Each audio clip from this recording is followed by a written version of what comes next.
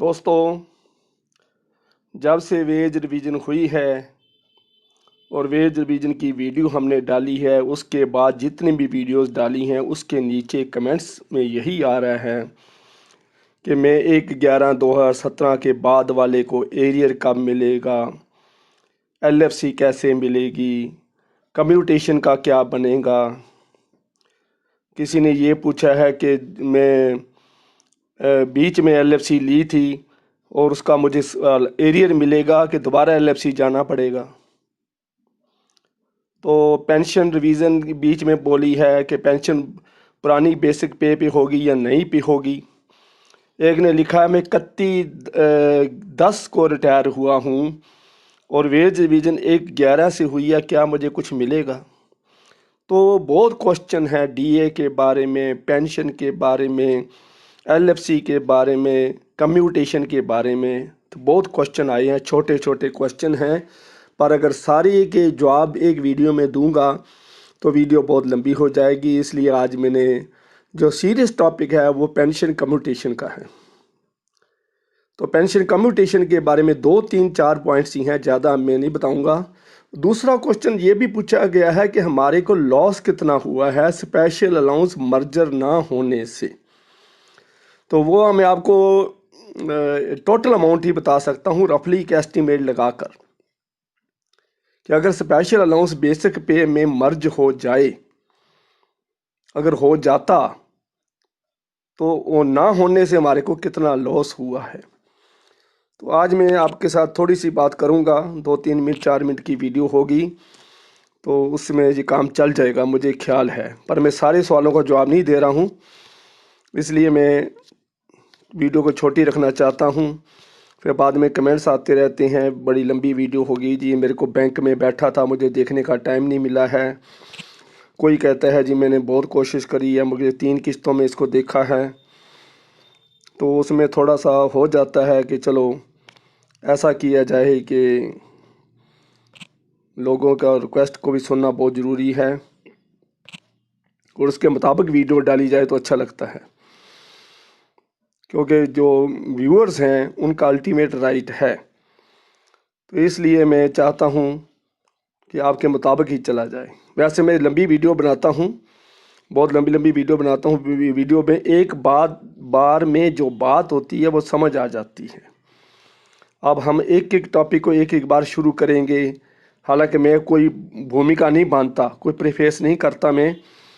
अगर कोई करे तो मैं अरोड़ा सॉल्यूशन पर आपका स्वागत है, ऐसे है वैसे है, बातों में टाइम ख़राब करने वाली बात हो जाती है, तो इसलिए मैं वो नहीं करता। चलो हम देखते हैं क्या है इसमें, वो आपको पढ़ के सुनाता हूँ। जो 1/11/17 के बाद ऑन या आफ्टर उसको या उसके बाद रिटायर हुए हैं, तो उनकी जो कैलकुलेशन है कम्यूटेशन की, that will be according to revise salary. और उसमें एक प्रोविज़न नया आया है, वो आज मैं इसलिए आपको वीडियो बना के बताना चाहता था कि that will be credited directly to pensioners account. सीधा वो पेंशनर के खाते में जाएगी, उसकी जो कैलकुलेशन करेंगे तो जाएगी। दूसरा है ज्वाइंट नोट 11/11/2020 में ये लिखा है कि पेंशनर को अपनी कम्यूटेशन रिवाइज कम्यूटेशन लेने के लिए दोबारा रिक्वेस्ट करने की ज़रूरत नहीं पड़ेगी।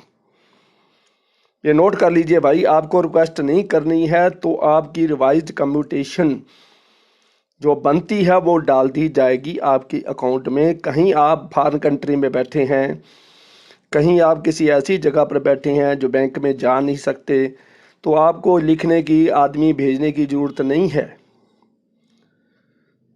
Those who do not want revised computation, they have to request for not to opt for revised computation। जिन्होंने नहीं लेनी है रिवाइज्ड computation उनको लिख कर देना पड़ेगा। समझ लीजिए बात को, जिन्होंने लेनी है रिवाइज्ड कम्यूटेशन वो एज पर जॉइंट नोट लिख कर देने की जरूरत नहीं है। जिन्होंने नहीं लेनी है सिर्फ उन्होंने लिखना है। उन्होंने हो सके तो ब्रांच को कांटेक्ट भी करना है। ये भी अपडेट है कम्यूटेशन के बारे में, इसलिए मैं आपको बता रहा हूँ। दूसरा है रिवाइज्ड कम्यूटेशन के बारे में सवाल ये पूछा गया है कि 180 किस्तों में वो कटेगा कि हमें 40 महीने मुझे को रिटायर हो गए हैं, मैं पहले कम्यूटेशन ले चुका हूं, तो 140 किस्तों में कटेगा। एक ने बिल्कुल लिखा है कि मेरी कम्यूटेशन का टाइम ख़त्म होने वाला है, 4 महीने बाकी बचे हैं, तो क्या मेरे 4 महीने में वो सारी रिवाइज्ड कम्यूटेशन कट जाएगी? तो भाइयों समझ लीजिए ज्वाइंट नोट में क्या लिखा है। Revised commutation is termed as second commutation and will be recovered in 180 installments, that is in 15 year from the date of commutation. जो रिवाइज्ड कम्यूटेशन है वो आपकी सेकंड कम्यूटेशन है, पहली कम्यूटेशन के साथ उसका कोई वास्ता नहीं है। उसको भी 180 किस्तों में काटा जाएगा, 15 साल में काटा जाएगा। कम्यूटेशन 12 साल की मिलती है, काटते 15 साल में है, ये आप सभी को पता है। मान लीजिए आज आपने 5 लाख रुपए कम्यूटेशन ली तो 180 किस्तों में कटेगी।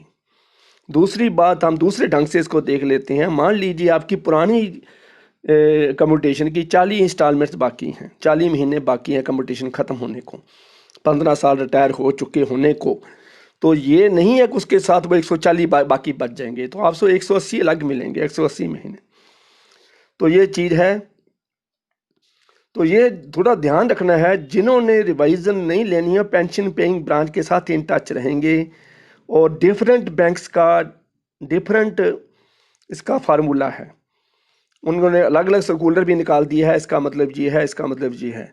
पर इसका ये प्रिविलेज फैसिलिटी है कि आप email, Facebook, WhatsApp, telephone, mobile phone कहीं से भी उनको कांटेक्ट करके व्हाट्सएप पर अपना जो भी लेटर मांगते हैं वो भेजा जा सकता है। And have dialogue with them because the way implementation of instruction may differ from one bank to one another. क्योंकि इम्प्लीमेंटेशन जो है कि हर एक बैंक के अपने स्टाइल की है, बैंकों में यूनिफॉर्मिटी नहीं है। ये बहुत शर्म की बात है कि हम पढ़े लिखे लोग होकर यूनिफॉर्मिटी नहीं रख सके। हर एक बैंक का दुआनी चुआनी इंटरेस्ट रेट में फ़र्क है। और स्टेट बैंक ऑफ इंडिया ने largest bank of the world है, 4.40% रेट ऑफ इंटरेस्ट कर दिया। पंजाब एंड सिंध बैंक 5.25 दे रहा है। तो ये देखने वाली बात है, हम इतना भी इकट्ठे नहीं हो सके कि हम कुछ कर सकें, कुछ नई चीज़ बना सकें, वो भी नहीं है। तो ये था कम्यूटेशन के बारे में। दूसरा है पेंशन का इशू जो बोला था इन्होंने कि हमारे को कितना फ़र्क पड़ेगा। देखिए जो रिटायर हुए हैं, जो अब स्पेशल अलाउंस तो मर्ज नहीं हुआ, ये तो सारा कुछ क्लियर हो गया है। क्लियर होने के बाद की हम पोजीशन करते हैं,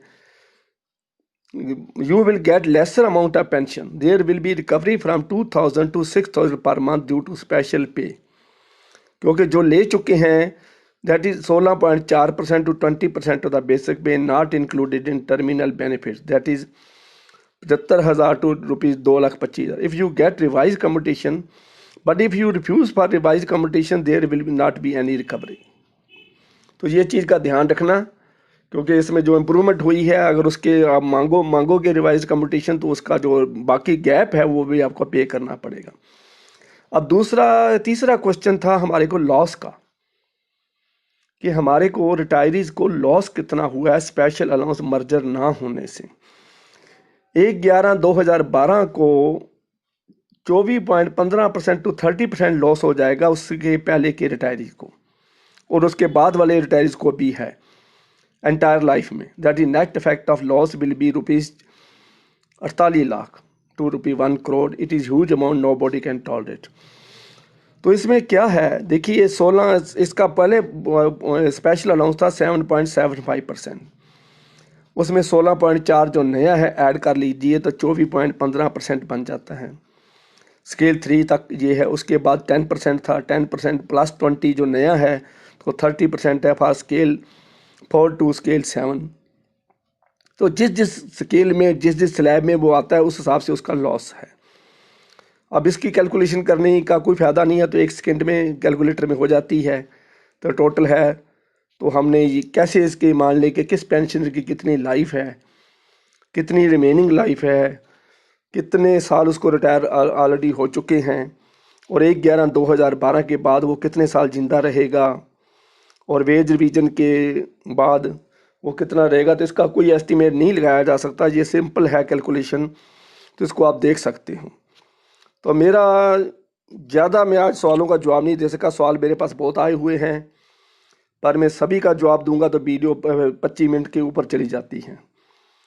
तो इसलिए इतनी सी इन्फॉर्मेशन मैं आज शेयर करना चाहता था।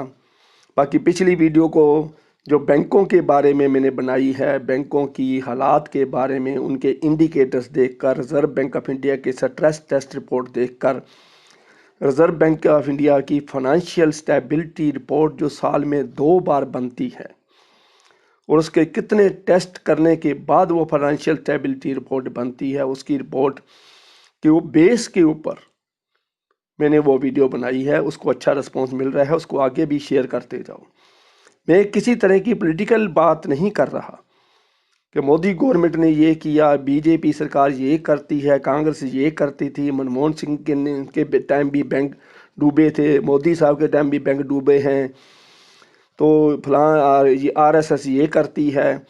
तो मैं किसी धर्म में किसी पॉलिटिकल पार्टी का नहीं हूँ, ना ही मैं मनमोहन सिंह का हूँ, ना मैं कांग्रेस का हूँ, ना मैं बीजेपी का हूँ। तो मैं तो एक यूट्यूबर हूँ, मेरा जो धर्म है मैं उसको निभा रहा हूँ। मेरा जो भी वीडियो है वो डेटा बेस्ड है। जो भी डेटा दिखाई दे रहा है वो जो रिजर्व बैंक ऑफ इंडिया ने शीशा तैयार किया है उस शीशे के बेस पर है।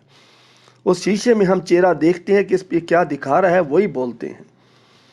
तो फाइनेंशियल मैगजीन जो है इंडिया के, उन्होंने क्या डाटा दिया है, कौन कौन से बैंकों को कितनी कैपिटल रिक्वायरमेंट है, अगर वो उन्होंने डूबने से बचना है तो मार्केट से कितना पैसा उठाना पड़ेगा, गवर्नमेंट ऑफ इंडिया को कितना पैसा देना पड़ेगा बैंक्स को। रिजर्व बैंक ऑफ इंडिया ने हाथ खड़े कर दिए हैं, ये आपको पता है।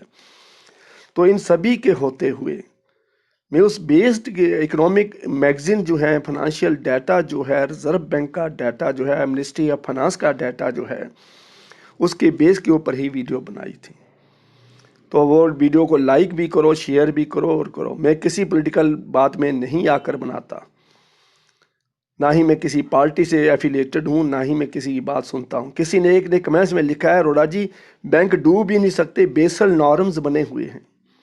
तो बेसल नॉर्म्स बने हैं तो भाइयों, जो फाइनेंशियल स्टेबिलिटी टेस्ट है, आपको पता है उसमें से कितने नॉर्म्स देखे जाते हैं, कितने टेस्ट चेक करे जाते हैं, कितनी रेशो 130 रेशो निकाल के तब उसको फाइनेंशियल स्टेबिलिटी टेस्ट कहते हैं। तो क्या उन्होंने बेसल नॉर्म नहीं देखे होंगे? क्या उन्होंने लिक्विडिटी टेस्ट नहीं करा होगा? क्या एसिडिटी टेस्ट नहीं करा होगा? क्या उन्होंने बैंकों की, सभी बैंक्स की बैलेंस शीट नहीं देखी होगी? क्या बैंक में बैलेंस शीट में सीक्रेट रिजर्व को नहीं देखा होगा? क्या उनको बैंक्स का ये नहीं पता कि कितना, कौन सा बैंक एक साल में कितना इंटरेस्ट पे करता है और कितना इंटरेस्ट रिकवर करता है? कौन से बैंक का कितना एनपीए है, कितना डूबने वाला है, कितना डूब चुका है? तो फाइनेंशियल स्टेबिलिटी टेस्ट की जो रिपोर्ट है उसको झूठा नहीं कहा जा सकता, वो बहुत सच्ची रिपोर्ट है।